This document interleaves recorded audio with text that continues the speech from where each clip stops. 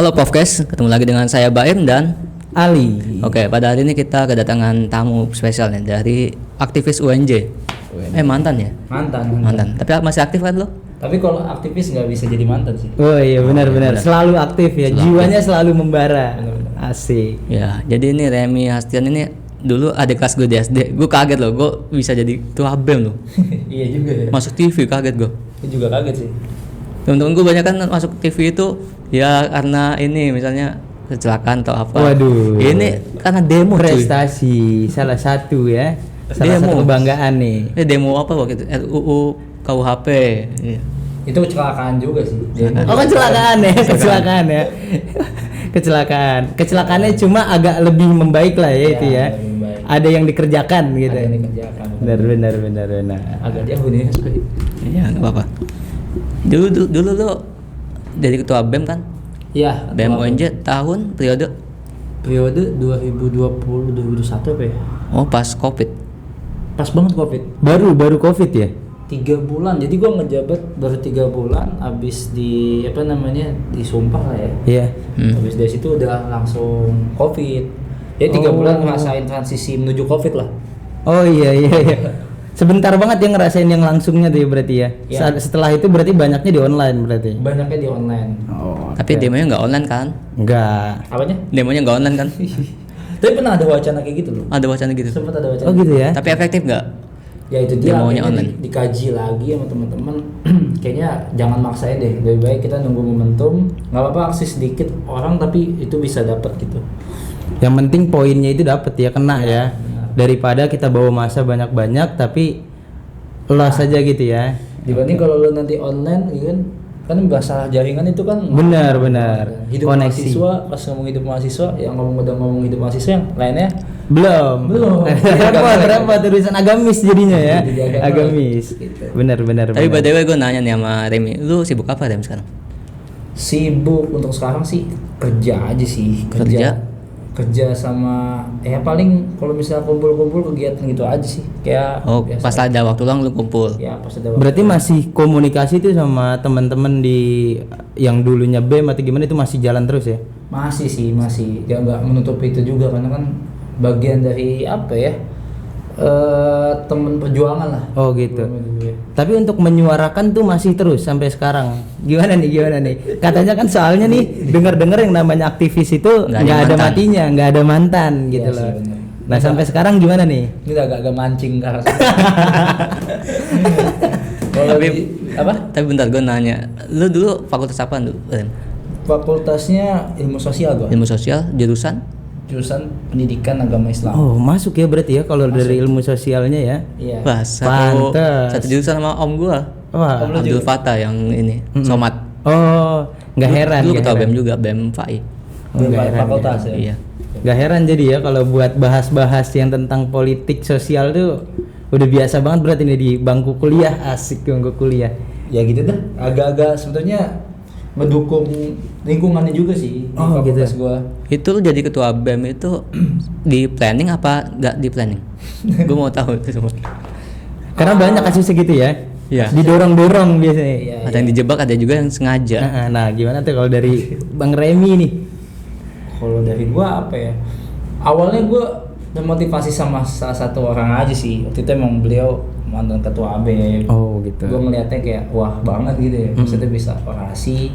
Bukan kayak wah dilihat banyak orang gimana. Lebih kayak gua Powernya ya? Iya kayak melihat waktu gue jadi maba ya. Kayaknya bisa deh gue gitu. Maksudnya atau kalau emang nggak bisa, gue kayak pengen mengusahakan ke arah sana gitu. Oh, berarti pengenan jadi ketua BEM ataupun organisator itu memang sudah dari awal masuk dari maba. Sudah Karena ada inspirasi. Oh, udah ada bayangan ya. Oh, Sudah ada keren.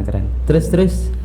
Ya sudah ada bayangan, jadi pikiran gue pada saat itu bisa nggak sih, dan akhirnya gue coba dulu sampai ngerasain oh gini polanya. Gue melihat oh bisa akhirnya jadi ketua kan dari prodi gue, Iya, benar. dari jurusan fakultas universitas. Ya akhirnya ya alhamdulillah gitu. Nggak alhamdulillah juga sih karena emang amanah itu kan nggak bisa bilang ini suatu hal yang baik buat kita juga kan, tapi lebih kayak memantaskan diri aja sih kalau dari amanah datang tuh. Bahasanya kayak agama Islam ya. Memantaskan diri. Sesuai dari jurusan. Nggak juga cuy, kalau bahas yang nggak Islam itu apaan selain nggak mata sendiri? Benar. hal yang umum menurut gua. Karena benar. politikus sekarang itu kan bahasanya menurut gua juga mirip ke sana kan. Berarti lu ada niatan masuk politik nanti gitu. Kalau niatan mah ada. Cuma untuk sampai ke arah buat jadi gimana kayak Yang butuh proses.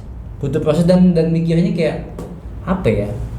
Politik aduh susah sih ini agak Rumit ya. Gimana santai di sini. Ada. Sini santai. Gak apa, masuk jutaan ntar gue dorong. Santai aja. intinya tuh lebih intinya mah politik kita tuh kayak macam lu masuk empang sih. Ya jadi kalau lu nggak bisa punya cara buat ngebersihin diri lu ketika lu masuk empang itu, ya lu akan kotor-kotornya dan nggak bakal bisa balik jadi bersih lagi kalau memang lu nggak punya cara nih. Wah nanti kalau gue masuk empang, sebelum masuk empang ya, sebelum gue nyebur ke empang, gimana sih cara ngebersihinnya gitu ketika gue udah masuk empang. Satu itu, kedua bisa nggak gue bertahan dari kotoran-kotoran itu tapi lu jadi orang yang bersih juga gitu. Itu yang agak sulit karena ya udah sekotor itu sih. Oh, gue tahu nih pas ini belajar dari Rinso nih. Memang itu nggak bisa dipungkiri ya, nggak bisa dipungkiri ya. Iya. Udah hal yang orang-orang awam juga udah ngeliatnya gitu sih. Makanya banyak anak-anak muda kan apatis menurut gue. Bener. Ada politik gitu. Nah dulu lu Sekarang lebih kepada skeptis. Pilih 2024 atau enggak? Lebih ke arah skeptis berarti bener ya anak-anak sekarang. Iya. Karena ngelihat politik yang sudah semakin kotor saat ini ya di negara Konoha kita ini gitu. Jadi jadi mungkin orang udah skeptis sama apa sih politik partai apa sih gitu ya. Ya benar-benar. Kalau Gitu ya. ngeliatnya lebih kayak dibilang skeptis, gue rasa iya juga ya. Tapi di sisi yang lain bagi kita nih yang memang mungkin punya basic pengetahuan, gak ngomong lebih juga tapi kayaknya udah bisa ngelihat cakrawalannya tuh atau di tingkat yang oh gini ya politik kampus aja gini gitu loh. Iya, benar. Sekeji ini gitu. Apalagi ngomongin setingkat negara udah kelihatan banget. Benar. Gitu. Lebih ke sana sih. Berarti secara langsung lu memperhatikan sistematis politik di kampus gitu ya. Iya. Dan Dulu untuk sih. orang-orang yang mengetahui pasti harus terjun dulu, makanya dia bisa tahu, bener gak sih? Iya makanya kan supaya lo nggak kaget namanya bahasanya senior kita kan kampus itu miniatur negara kantornya. Gua nggak tahu juga sih maksudnya. Bener, makanya ada menteri ya kalau dalam Iya, BEM itu biasanya ada ada menteri dan lain MTM segala juga, macam ya. MTM. Iya. Ada gitu dah banyak.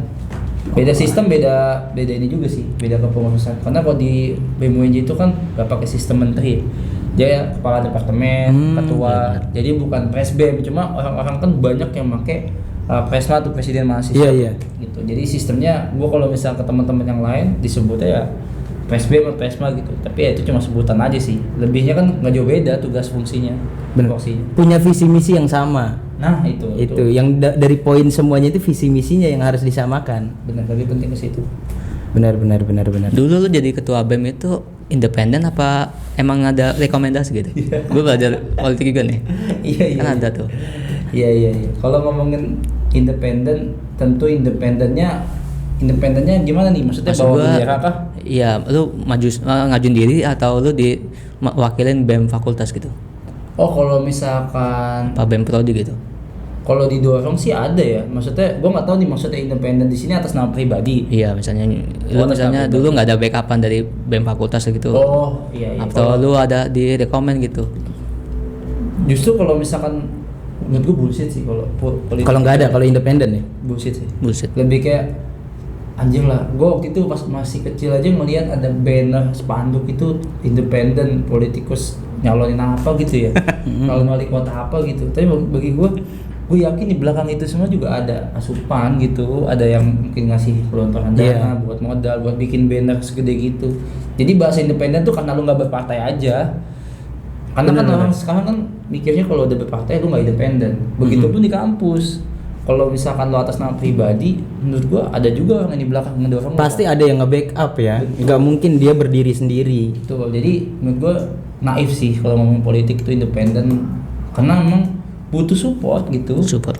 Nggak bisa kayak berdiri sendiri, nggak bisa. Kepentingannya udah banyak soalnya. Nah itu dia ngomongin kepentingan dari politik tuh. Gue sebenarnya menggiring ke sana juga. Gue pengen tahu sejurang apa ini. Jadi kalau misalnya untuk kepentingan, kalau di kita bahas yang tingkat mahasiswa dulu aja nih ya di kampus lah ya. Untuk kepentingannya sendiri itu biasanya kepentingan itu terpecah menjadi beberapa bagian atau dia lebih kepada ini, misalnya dia nih yang megang dana atau apa segala macam, kepentingan dia nih yang harus kita kejar, dan kita pastikan itu ada pertimbangan lagi dong. Nah itu gimana tuh sebenarnya dari kepentingan itu, dari tingkat kampus aja dulu? Ya jadi makanya pentingnya visi satu tujuan dan emang pentingnya kepala dingin seorang ketua sih, dengan mengakomodir banyak kepentingan itu di dalam satu wadah ya, dalam satu organisasi.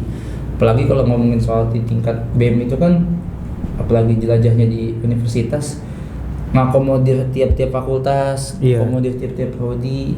Apalagi banyak yang mungkin waktu itu pernah dapat riak-riak juga di tubuh BEM gue sendiri ya, kayak kita sering ngakomodir banyak kepentingan di fakultas, prodi, tapi kadang di tubuh internal kita sendiri nih belum beres. Dan akhirnya gue menemukan jawaban, kayaknya nggak bisa deh gue nyampein ini keluar dulu. Misalkan gue punya keputusan A ya, tapi teman-teman di dalam tubuh gue sendiri di BEM UNJ itu sendiri nggak sepakat gitu. Bagi gue yang paling penting, gue pernah dapat suatu pandangan dari satu senior sih, mantan ketua BEM juga.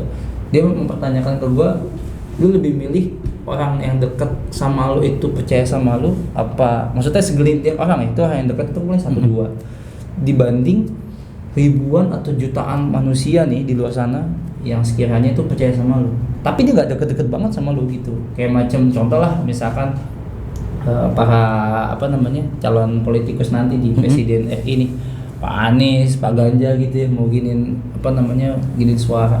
Orang-orang terdekatnya itu nggak percaya sama dia, gue yakin nggak bakal sekuat sepower itu ya, sepowerful itu ya, benar-benar. Gitu sih. Oh, jadi bahas tentang support system.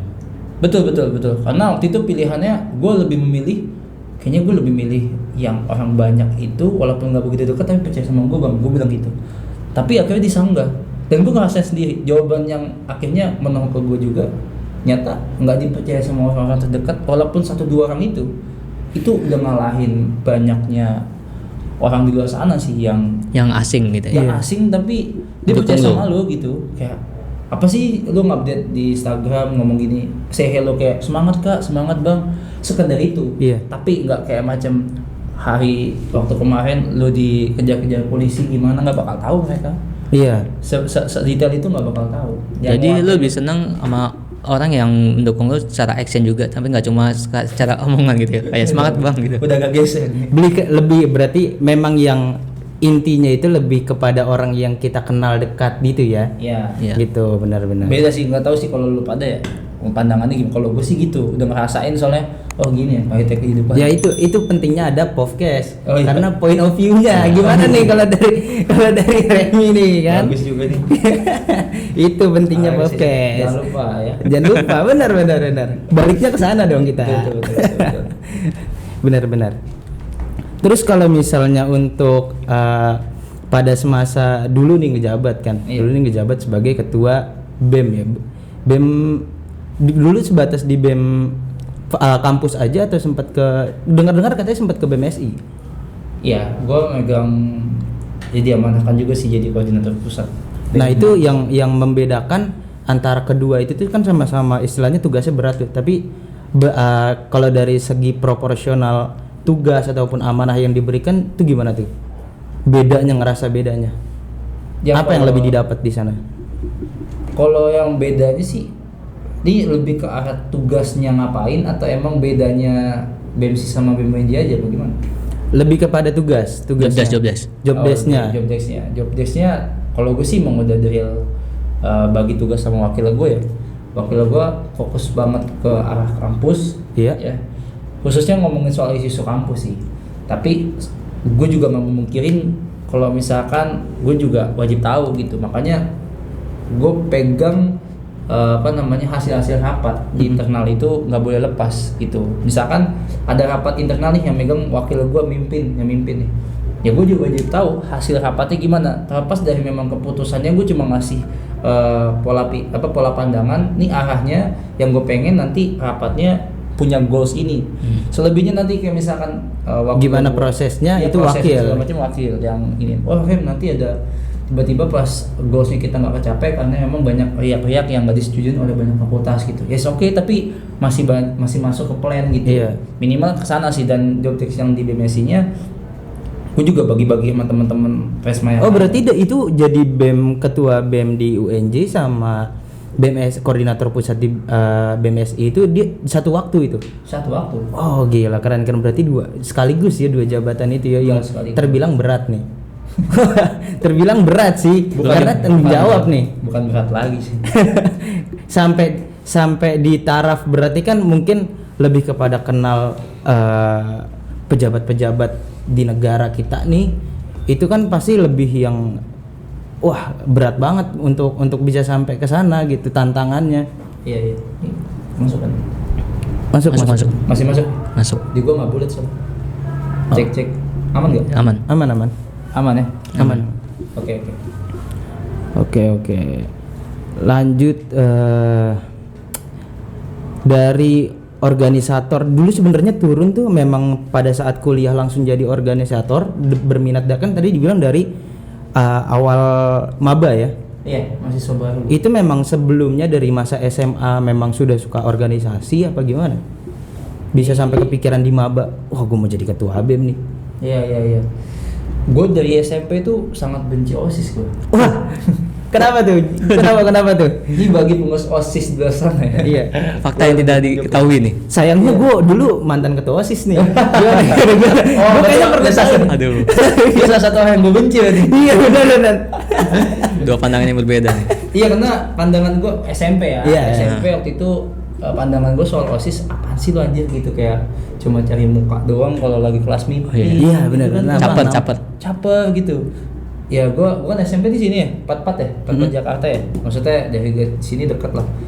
Dan itu ngerasa kayak gue lagi futsal, dia kayak main-main sound system gitu. Ya maksud gue kata-kata dari mereka menurut gue nggak fungsional aja pada saat itu. Kayak cuma sekedar TP-TP bahasanya ya, tebar pesona ya. Kayak, anjir gue kalau misalkan jadi pengurus OSIS gini doang mah bisa gitu. Iya. Gue nggak ngedapetin hal yang fungsional aja di OSIS pada saat itu mikir. Jadi lu menurut lu SMP itu OSIS cuma buat influence doang, mempengaruhi secara sosial media sama offline gitu ya? Kalau gue sebenarnya mungkin lebih kepada nyari nama nggak sih? Iya, Nah, mungkin dia mantan ketua OSIS.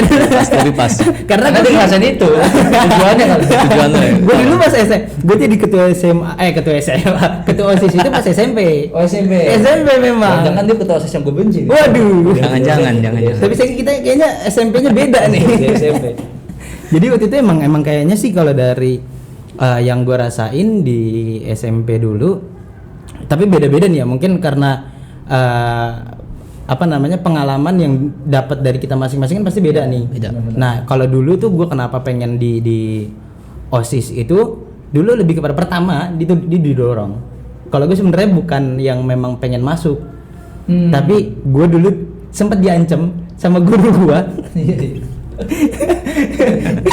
Jadi gue dulu tuh diancam gara-gara nilai. Kebetulan gue baru pindahan sekolah masuk ke sana tuh kayak anak bawang lah. Gue kelas 8 masuknya, kelas 2 SMP di sana. Tapi pada saat awal masuk, alhamdulillahnya Allah kasih tuh prestasi lah gitu.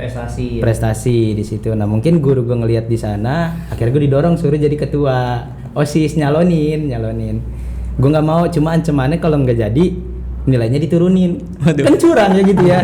Saya sebagai yang masih bocah nih, masih SMP kan, Polos banget tuh. diancam kan kita polos ya. Aduh gimana nih, ntar diomelin orang tua nyampe rumah kalau nggak jadi kan gitu kan. Kalau nilai diturunin, ya udahlah masuk tuh. Tapi nggak tahu-tahu jadi di situ. Nah, lu benci nggak tuh Rem sama orang yang nyari nama apa nyari nilai? Awalnya nggak tahu, Iya. Sampai akhirnya baru yang mulai ngejalanin tugasnya. Kayak gini, ya mungkin sama sih, nggak jauh beda kayak yang tugasnya gini-gini doang gitu loh. Sebenarnya pada saat itu karena memang kalau OSIS SMP itu banyak dapat pandangan dari guru-guru. Beda mungkin sama BEM kan pastinya. Yang memang kita sudah punya pendapat sendiri, punya pendirian sendiri gitu di saat jadi mahasiswa. Beda sama masa sekolah, apalagi SMP. Nah di saat itu ya udah gue ngikutin aja, tapi ya alhamdulillah lah bisa berjalan sampai selesai gitu. Benar-benar. Gitu ya kalau di SMP gitu ya, makanya itu gue benci banget. Tapi ya memang kita nggak bisa memungkiri ada perubahan dinamika organisasi. Benar. Dari yang main jadi serius. Benar. Makin tahun kayak SMP ke SMA berubah. SMA ya kayak bikin mau kasih ngasih pengaruh atau ngasih perubahan gitu pasti ada. Bener. Kayak lu SMP masih main doang gitu. Iya. Kalau di SMA-nya terus gimana tuh? Kalau itu kan mulai di SMP tuh mungkin agak males yang ngelihat kayak gitu. Kalau di SMA udah mulai mangkat gede lah ya ibaratnya. Apa lu netral? Kenapa di SMA? apa masih dengan kebencian yang sama bagaimana? Aja kebencian yang sama. Nah, gue malah SMA lambat laun gue merasa kayak waktu itu juga mungkin ada kecelakaan juga ya. Oh, kecelakaan juga ya. Tapi bukan ke arah gue sih. Jadi ada salah satu senior gue, termasuk Ricky juga. Rizky ini juga senior gue di SMK, SMA. Iya. Ya belum lah ya mungkin jadi teman diskusi gue juga kan dari SMP nggak beda SMP, SMA kita satu SMA. Dia banyak diskusi juga soal dia kan setahun di atas gue, jadi kayak gue nanya organisasi atau wadah di sini di SMA tuh yang bisa ngembangin bakat atau ngembangin ini apa sih? Ya diskusi akhirnya gue nemuin salah satu senior juga perempuan. Ya mungkin ngajak gue juga ya ke arah organisasi itu. Gue merasa bisa berkembang, gue nyaman di sini. Akhirnya gue merasa kayaknya ini jadi wadah yang baik dan beranjak dari situ. Ruang lingkupnya kan kalau di SM atau di sekolah kan bisa lebih kecil ya. Iya. Jadi kayak lo eskul ini nanti juga beririsan sama eskul yang lain gitu. Benar. Waktu itu gue eskul ini juga beririsan sama eskul rohani Islam pada saat itu. Oh, rohis. Iya, rohis. Gue pusat informasi konseling waktu itu. Jadi beriringan dapet gue tanya pas di kelas 10 atau kelas 1 ya, pada saat itu kelas 1 SMA. Itu dia mana jadi ketua rohis pada saat itu langsung kecelakaan juga kan. Gue mengetuai orang-orang senior yang kelas 11, kelas 12, kelas 2, kelas 3 kan. Iya. Jadi ngerasain gimana caranya bikin sistem, menghormatin ketika rapat misi kah, assalamualaikum gitu kan rohani Islam. Iya, benar. Apalagi waktu itu kalau rohani Islam itu ada hijabnya Pak. Oh iya. Mungkin lu kan sekolah di mana ya? Iya. Maksudnya kalau musola itu kan kalau ada hijabnya ikhwan akhwat ya. Iya. Laki perempuan kalau sholat. Kalau rapat kita nggak boleh macam rapat kayak biasa umum gitu, kalau di BEM gitu kan kayak umum. Oh jadi masih dihijabin juga? Dihijabin Pak. Oh. Makanya kayak mandang nih siapa yang ngomong kagak tahu gua. Oh gitu. Ya pada saat itu gua kan sebagai ketua akhirnya punya pola pikir, oh ternyata begini peran ketua itu mengakomodir banyak kepentingan, entah itu kepentingan yang lebih tua di antara kita, satu beda kelas gitu kan, dua kelas akuntansi pemasaran beda Pak. Gua kan bisnis manajemen. Iya. Marketing kan barbar semua. Iya, benar.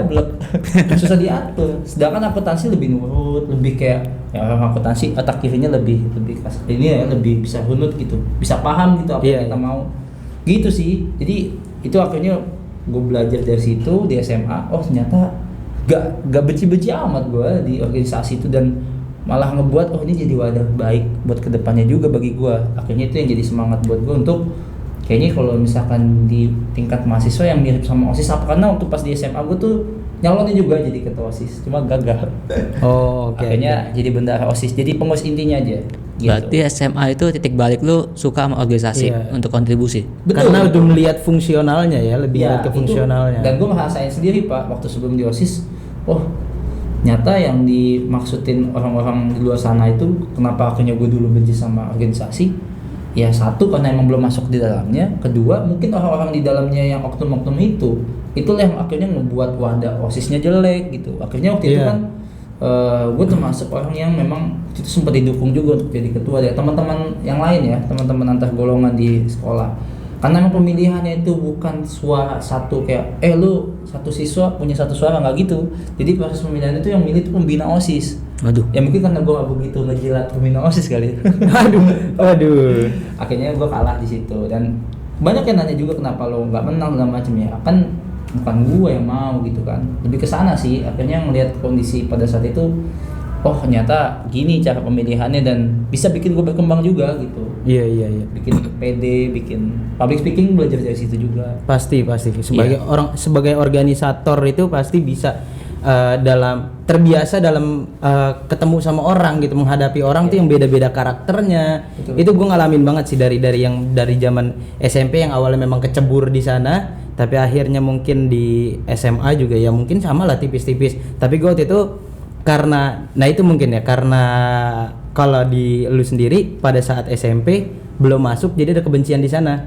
Nah kalau gue di SMP karena udah masuk, tapi juga ada timbul jadinya karena ngelihat pada saat masuk di SMA, gue ngelihat juga pada ke OSIS pada masa itu, gue ngeliatnya juga sama pandangan kayak pas di SMP. Yang ngeliat kok TP doang ya gitu. Makanya nggak setuju dengan OSIS gitu. Pas waktu itu juga sempat mau dicalonin jadi ketua OSIS juga Di SMP tuh. SMA. Oh SMA. Udah masuk ke SMA, nah itu udah kayak kurang setuju karena ngelihatnya perkembangan di OSIS sana, ngelihat dari yang udah pada begitu gitu modelannya cuma, dan kayaknya nggak jauh beda deh gitu. Akhirnya malah gue nyari organisasi lain, gue lebih ke pramuka dulu. Akhirnya yang ya sama mungkin yang ngeliat ke fungsionalnya. Di situ karena udah mulai melek. Buat apaan gue kalau misalnya cuma organisasi tapi nggak ada perkembangan di sana yang gue bisa ngasih pendapat sendiri. Kalau misalnya gue masih ibaratnya diketekin lah sama guru, ya gimana gue mau berkembang ya kak? Bener. Gitu. Makanya akhirnya udah ketemu fungsionalnya di sana. Oh gue ketemu kayaknya yang bisa bukan di OSIS. Kalau menurut gue di saat SMA itu, yang bisa itu di pramuka. Akhirnya gue masuklah ke sana rananya. Baru di sana mulai berkembang lagi di sana. Bener sepakat bro. Karena memang percuma kalau misalnya organisasi kita atas nama organisasi tapi nggak punya pendirian, kita nggak bisa membawa pendirian kita sendiri, kita nggak bisa menunjukkan bahwasannya kita pengennya ini loh, kita punya beneran. Dan kalau misalnya memang kita punya sama-sama jalan yang sama, visi misi yang sama, kenapa nggak kita wujudin gitu? Ketimbang melihat satu sisi yang memang punya kepentingan khusus. Bener. Itu kan malah yang jadinya kurang berdampak, malah jadinya di situ mungkin gua ngeliat. Udah ngomongin berdampak deh di SMA lu. Udah ngomong kontribusi ya. Iya. Itu dulu sih zaman SMA. Tapi lu sepakat nggak seiring waktu orang ikut organisasi itu bertambah juga tingkat confident dia dalam berbicara, dalam bergaul gitu? Sepakat nggak lu? Lu nanya ke siapa nih? Lu berdua Oh nanya. Waduh. kan diskusi. Gimana kalau Remy dulu dah, Remy dulu nih gimana? Apa ya, gue mikirnya sepakat sih, maksudnya ketika makanya gue kalau mandang hal politik itu tiba-tiba ada pernyataan seorang politikus bilang A, kedepannya dia bisa jadi omongannya beda gitu. Ya kalau ngomongin komentarnya di media sosial itu kenapa kayak macam contoh, maaf ya gue harus nyebutin merek, misalkan Pak Prabowo aja gitu ya, ini udah agak masuk ke gajiran dia lebih melek dikit. Pak Prabowo itu banyak akhirnya pemilihnya kan agak bergeser nih. Iya. Kecewa. Anjir gue udah capek-capek dari mana? Sebelum pemilu Iya udah sampai kayak bantuin gotong-royong lah macem buat milih Prabowo, kalah ujung-ujungnya lu malah masuk kabinet. Kabinet. Musuh gue juga, bahasanya musuh dalam tanda kutip. Gue udah benci dari awalnya gitu. Kenapa lu malah masuk gitu ya? Gue kenapa kayaknya punya pilihan milih lu untuk memperjuangkan jangan sampai yang menang gitu. Iya. Ya maksudnya sampai akhirnya lu masuk ke dalam jajaran kan berarti udah kayak udah ngecewain, dan poin di situ adalah point of view-nya. Jadi ya maksudnya intinya kayak memandang perbedaan politik ketika lu masuk ke jajaran itu. Kalau bagi gue pada saat itu gue ketawa-tawa aja ngeliat komentarnya. Kenapa sih kok jadi mandang Prabowo gini. Padahal menurut gua ini udah hal biasa, makanan biasa di politik gitu. Jadi gak usah kaget aja. Makanya pun ketika misalkan nih 2024 nanti lu mau milih siapapun, yang mungkin yang udah jelas yang mau nyalonin Pak Anies, Pak Ganjar atau gimana. Ketika nanti ada salah satu dari mereka yang sekiranya kalah dan akhirnya yang kalah masuk jajaran kabinet, udah. itu hal yang lumrah ya.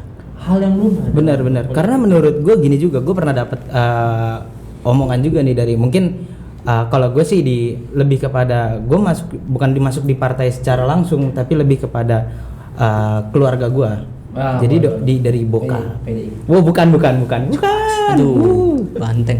Itu terlalu tajam tanduknya. Gue udah ngomong merek lagi. Aduh.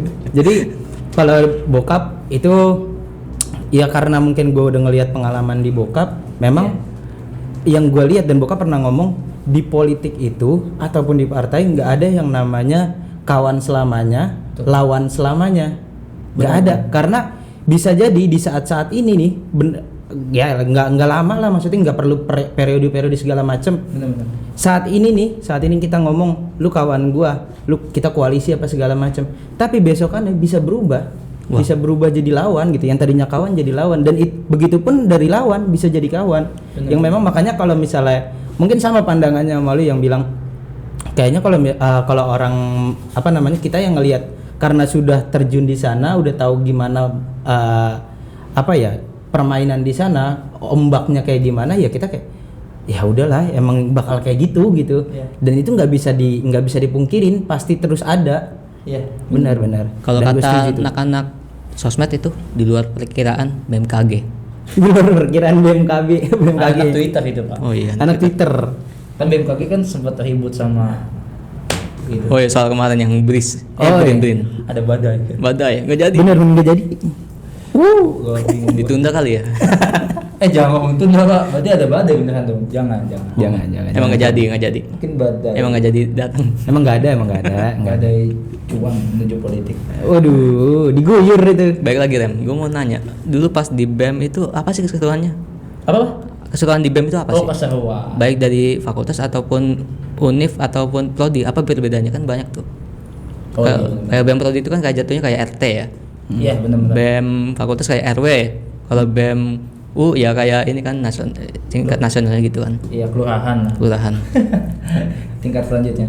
Keseruannya apa ya? Yang gue lihat waktu itu sih lebih kayak ada ini sih. Gue nggak tahu ya. Gue pengen jadi BEM, maksudnya pengen jadi ini ketua.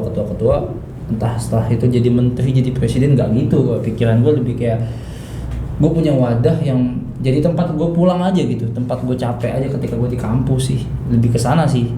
Maksudnya bukan akhirnya toh kalau misalkan dibilang kata capek di sini bukan capek kayak lo capek fisik ya, toh organisasi selain BEM juga punya sekretariat kan, Iya. punya tempat juga buat lo istirahat, Punya wadah. punya wadah juga, tapi lebih kayaknya passion gue di sini deh. Passion gue bisa mempengaruhi orang lain dari segi komunikasi. Gue juga bisa menyampaikan pendapat gue dengan bebas, karena kalau di kampus itu Pak akan dilihat namanya miniatur negara ya, akan dilihat kayak contoh misalkan lo organisasi dari LDK misalkan, lembaga dakwah kampus, ketika ngomongin soal ngomongin soal politik akan dilihat sebagai baju lo apa dulu gitu. Iya. Iya. Lu nggak punya kapabilitas soal hal itu. Tuh misalkan lu juga ngomongin soal pramuka gitu ya, tiba-tiba lu ngomongin soal keislaman dibantah orang LDK kan gitu. Lebih ke arah sana sih, dan Iya. akhirnya gue memandang kayaknya yang pas buat baju gue nanti ngomongin soal politik, ngomongin soal passion gue soal negara ini ya kayak di BEM deh. Oh, latar belakang. Iya, lebih ke arah sana dibanding kalau gue masuk pramuka, gue dapat poinnya kayak bisa, tapi kayak agak sulit untuk masuk ke passion gue gitu. Iya. Pendapat itu. Iya, gue sengaja tadi nanya keseruannya kenapa. Karena gue secara langsung juga ngeliat ada perubahan dinamika. Dimana ini anak-anak sekarang, mahasiswa yang sekarang ini baru masuk ya dari awal COVID ya. Itu gue ngeliat ada perubahan dinamika, mereka lebih senang magang daripada ikut organisasi. Gue ngeliat gitu. Benar. Itu kulasannya agak lebih dalam sih kalau itu. Iya, maksud gue buat pancingan doang nih, seru loh ikut BEM itu loh. Oh, Tapi iya. keseruan itu balik lagi ke diri lu seru nggak? Bagaimana pembawaan diri Iya. tepatnya ya? Bagaimana lu bisa mengembangkan diri lu atau enggak di dalam organisasi itu? Betul. Tapi lebih ke untuk yang sekarang ya bahasannya ini sebenarnya jadi otokritik juga buat teman-teman organisasi di kampus nih.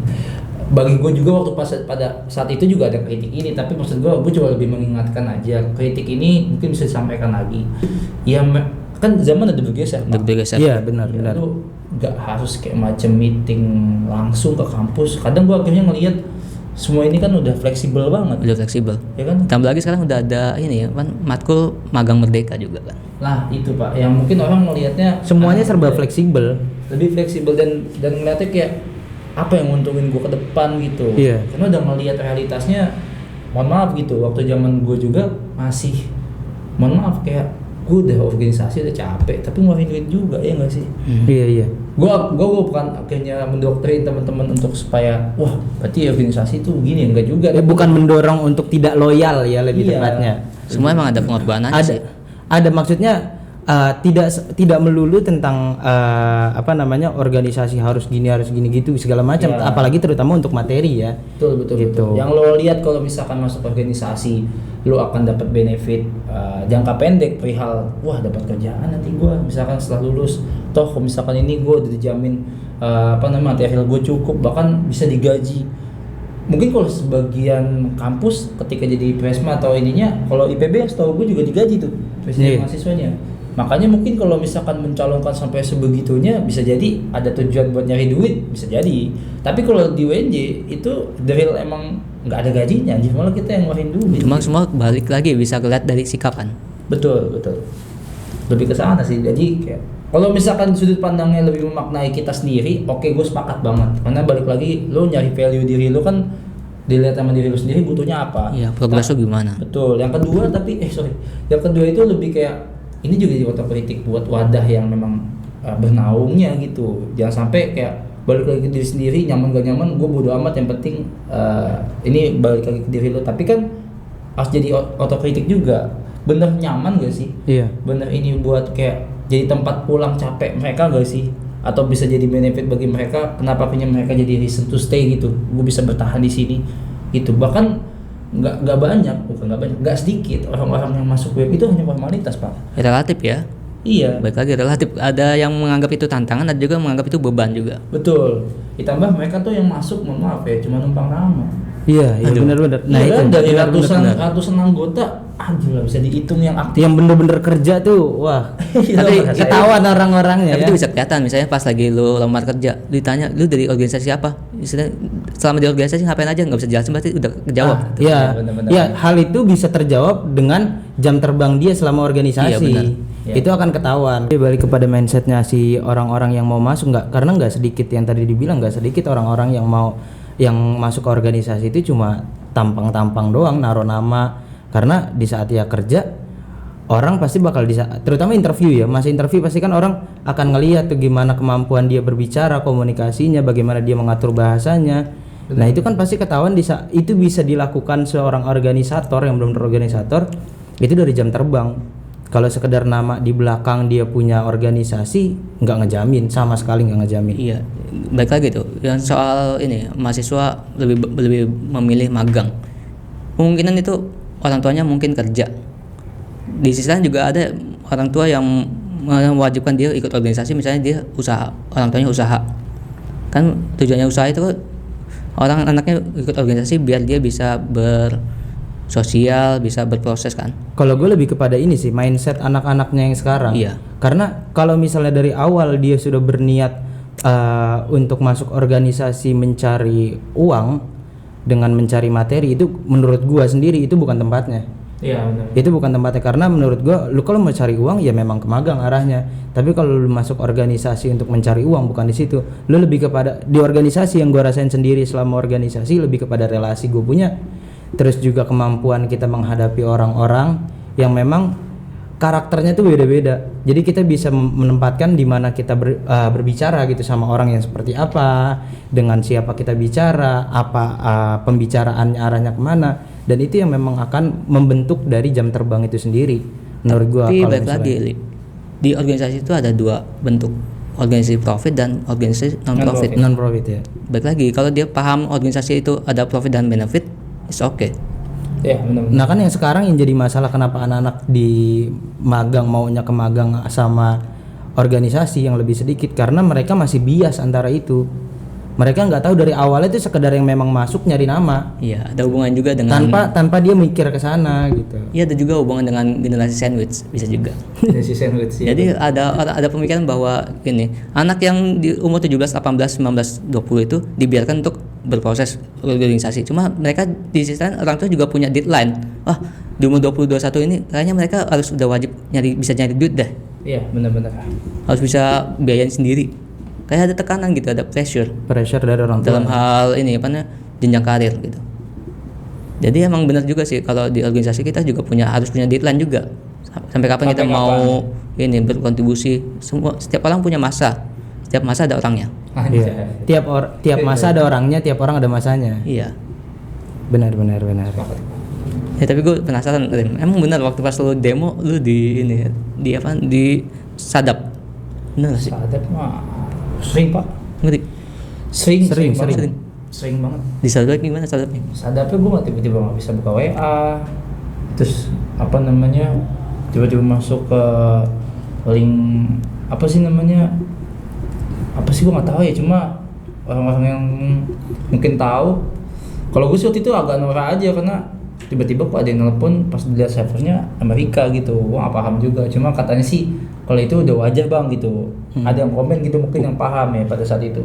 Cuma yang kayak macem masalahnya gini loh, bukan disadapnya kayak lebih ke arah yang kok pas sudah mau aksi, pas sudah mau demo. Oh, jadi lu diganggu komunikasinya? Iya, kayak semacam apa sih namanya, tiba-tiba gue nggak bisa buka WA, padahal pada saat itu kayaknya udah bikin 2 verifikasi apa WA tuh, masih jebol juga Jual juga.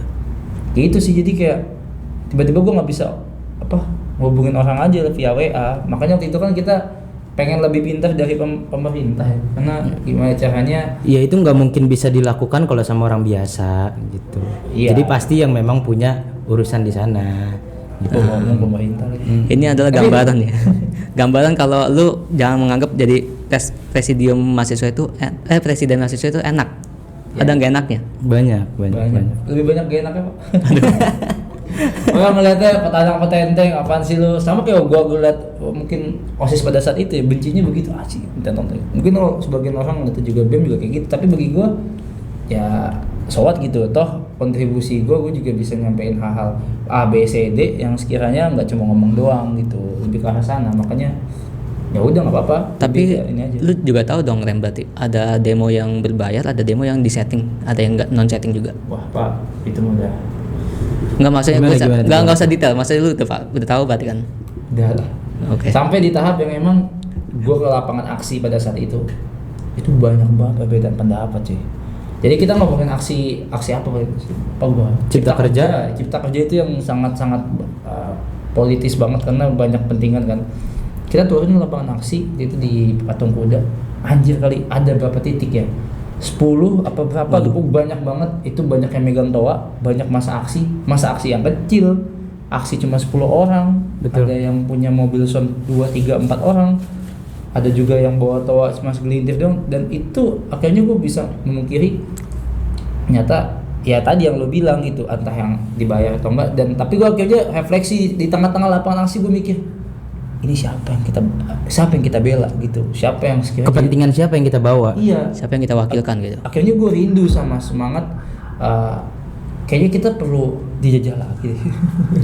Maksudnya Saking jadi karena hal itu jadi timbullah pemikiran ekstrim itu iya, ya. jadi kayak kok kayak gini caranya mending kita dijajah lagi. Bener. Kita bersatu gitu loh. Gue juga sempet salah satu mahasiswa yang ikut pas Cipta Kerja juga. Gue waktu itu di saat itu dipotong doang nih, disangkanya wah gua Ada waktunya. Jadi waktu itu gue pernah juga memang di Cipta Kerja, mungkin sama ya pengalamannya di sana. Gue waktu itu ngikutin juga, gue juga agak aneh di situ, mungkin pandangannya sama karena memang gue ngelihat itu kalau gue di saat itu berpikirnya apa karena Cipta Kerja ini juga menyinggung para buruh kerja segala macam yang akhirnya dia menyuarakan, tapi juga berbeda pandangan dengan si mahasiswa yang memang membawa ranahnya gitu loh. Tapi menurut gue di situ gue nggak terlalu jelas. Ini gue yang mau kayak gitu. Bahkan sampai gue kan ngikutin sampai malam kebetulan waktu itu. Di saat itu yang gue sampai di tengah-tengah tuh orang-orang yang mahasiswa udah sampai lu copot almet lu karena memang yang pertama udah bukan di jam masa aksi. Yang kedua di sana udah lebih brutal. Yang memang gue ngelihat bener-bener gue di sebelah, kalau lu tahu mungkin kan waktu itu memang di ini ya. Gue di lokasinya sampai dipukul ke Senen waktu itu gue. Itu halte Senen. Itu gue di pas banget sebelah gue lagi diem lagi ngeliatin kantor polisi dibakar. Oh iya. Kantor polisi dibakar di saat itu. Halte TJ juga ya. Nah gue ngeliat di situ, gue di sebelah halte, tiba-tiba gue nggak ngerti itu. Tapi sepenglihatan gue bukan mahasiswa karena dia nggak pakai helmet sama sekali. Dan kayak akamsi, gue lebih kepada ngelihatnya mungkin akamsi apa segala macam, nggak ngerti atau penyusup bayaran itu. Mereka sengaja bikin onar di sebelah gue persis. Ini bata lempar begini nih. Yang tadinya halte nggak kenapa-napa, nggak salah apa-apa, tiba-tiba dipecahin. Iya. Sampai itu dipecahin, ada yang naik ke atas jembatan ngerobohin bukan banner apa itu, lampu apa yang Ya fasilitas umum lah, rusak. fasilitas bener-bener itu. Wah ini udah nggak bener nih, brutal banget. Maksud gue udah di luar ranahnya mahasiswa, nggak kayak gini. Yang gue lihat dari mungkin awal gue berangkat dari kampus, terus yang ngelihat kita masih bareng-bareng tuh satu barisan di saat itu. Beda caranya antara mahasiswa dengan orang-orang yang tanpa alma mater ini. Kayaknya makanya gue bilang, apa ini memang bener ada orang yang menyusup di bayaran itu? Gimana gue nggak ngerti ya di saat itu. Gue nggak ngerti deh ini kayak gimana. Akhirnya gue cuma di saat itu gue lepas almet, gue ngeliatin dari jauh dari Senen sampai ya di saat itu bener-bener gue wah ini nggak ngerti nih gue nih, kenapa kok kayak gini, padahal yang memang ya walaupun memang secara pasal waktu itu kan memang banyak yang dibahas sebenarnya, karena banyak juga pasal-pasal yang dihapus atau apa segala macam. Itu kan saat itu masih RUU ya, di saat itu masih RUU, masih rancangan undang-undang, jadi belum sah. Dan gue juga sempat dapat tuh waktu itu pas udah jadinya. Setelah itu oh tapi enggak juga, banyak juga ternyata yang memang di demo ini ternyata yang ada juga yang didengar, yang gue rasa kayak beberapa pasal-pasal yang memang itu tetap ada atau misalnya tidak disetujui kayak gitu-gitu. Gue juga dapat, gue dari RUU-nya dapat, dan dari yang udah jadinya waktu itu sempat dapat juga dari adalah gitu. POV gue ya sebagai demonstrasi ya, itu kayak bazar aja. Di sana ada mikrofon, di sana mikrofon, ada mikrofon. Bingung mau ikut yang mana. Bazar ya, lebih berbazar ya. Bener. Di situ ada penyusup, ambillah comot yang gratis-gratis gitu. Itu Ya. bener-bener dari balik ini loh, gue ngelihat persis dari ini pinggiran jalan tuh kan ada tanaman-tanaman. Itu namanya di Senen tuh tanaman-tanaman pot yang gede. Tugu Tani. Itu bener-bener di sebelah itu tuh. Ini orang dari mana kata gue? Tiba-tiba muncul. Iya. Bikin rusuh. Tanpa ada dia nggak pakai apa-apa identitas apapun, dan pakaiannya kayak pakaian biasa, pakai celana pendek, bajunya oblong. Bentar. Gue mau ngucapin selamat datang di dunia mahasiswa. Gue kebetulan udah lihat ya gue dunia demo. Wah kacau itu. Udah selesai untungnya. Wah kacau itu. Gue salah satu pengalaman juga sih mungkin ya. Iya. Keuntungan di sini. Dalam sih kalau bahas hal kayak gitu. Mungkin ada urusan lagi lah. Ya. Intinya di sini lu kalau demo atau apa, lu harus jaga diri, jangan sampai ikut-ikutan rusuh. Lu harus mengingat apa fungsi lu sebagai mahasiswa, bukan merusuhkan, tapi lu membantu perubahan gitu. Iya, perubahan ngelempar pot. Bukan perubahan yang lebih baik, bukan merusak gitu. Bukan merusak ya.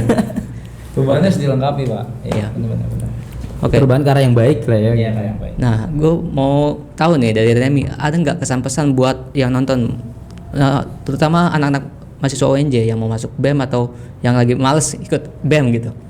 Apa ya, kalau gua sih Kesan-pesannya apa ya, jaga diri lo deh baik-baik. Jaga diri. Terus sebelum lanjut, jaga diri baik. Apa nih dulu pernah ketangkap apa gimana nih? Jaga diri maksudnya nih dalam arti apa nih? Demo pernah ketangkap apa gimana nih? Gua gak cuma fisik sih, maksudnya jaga diri di sini lebih kayak mental lo, pikiran lo. Kalau emang fisik pahit-pahitnya nanti lo ketangkap atau digebukin atau ketimpuk apa gitu, ya itu juga bagian dari jaga diri kan. Idealis juga termasuk. Iya, masuk juga jaga idealis lo, jaga diri lo, semuanya lah. Lebih kayak makanya pentingnya lo masuk wadah yang emang ini kayak passion lo, ini kayak bener, ini kayak baik.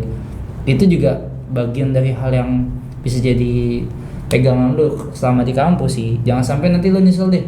Gue pun juga termasuk nyesel juga. Maksudnya fokus gue nih cuma di sini gitu. Ketika gue masuk dunia ranah yang lebih profesional, dunia yang kenal sama masyarakat, kenapa ya dulu gue nggak sampai masuk ke ranah ini, sehingga akhirnya gue bisa masuk ke ruang itu lebih luas. Makanya ya harus ini sih, harus lebih detail, lebih teliti lagi, nyadar diri lo itu lebih pasnya di mana sih. Ya, kesempatan nggak datang dua Mumpung kali. masih jadi mahasiswa. Iya, jangan sampai nanti lu nyesel kayak udah mau skripsian, anjir Ya, banyak kesempatan untuk mengeksplornya ya kalau masih Iya. mahasiswa. belum organisasi, belum ini, akhirnya repot sendiri. Oke. Iya sih. Terus pesannya jaga diri. Jaga diri baik-baik. Kesannya Kesannya nggak ada sih, karena gue udah luar dari mahasiswa ya. Kesannya sih lebih kayak semangat aja sih. semangat. Semangat aja buat ngejalanin dah ya.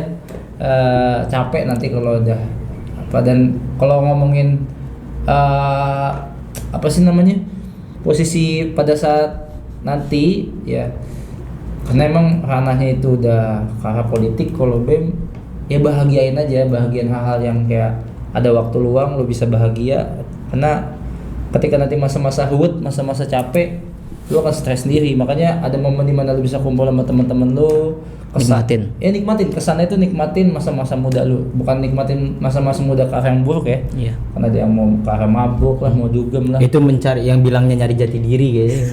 Nyari jati. Gue nggak ngerti sampai sekarang nyari jati diri gimana dalam hal seperti itu. Mending minum oasis dulu nih di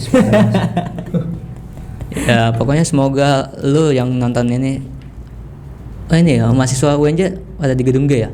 Ada di gedung ya. Oke. Semoga yang di gedung G bisa sampai nih pesan dari Remy, Sebagai selaku mantan ketua BEM. mantan ketua BEM. UNJ. Langsung dibantah. Bullshit Hewi ngomong. Aduh. Ya. Oke. Nggak apa-apa kan? Oke. Sampai jumpa di podcast selanjutnya. Dan sampai ketemu di lain kesempatan. Ya, jangan lupa subscribe, like, dan share. Jangan lupa follow Instagramnya di bawah ini. Anjay, nanti editingnya gitu. Iya. Atau mau Ada di deskripsi juga, ada di deskripsi. Atau mau subscribe punyanya Ali ataupun Remy di deskripsi ntar. Oke, siap. Oke, sampai jumpa di podcast selanjutnya. Bye bye.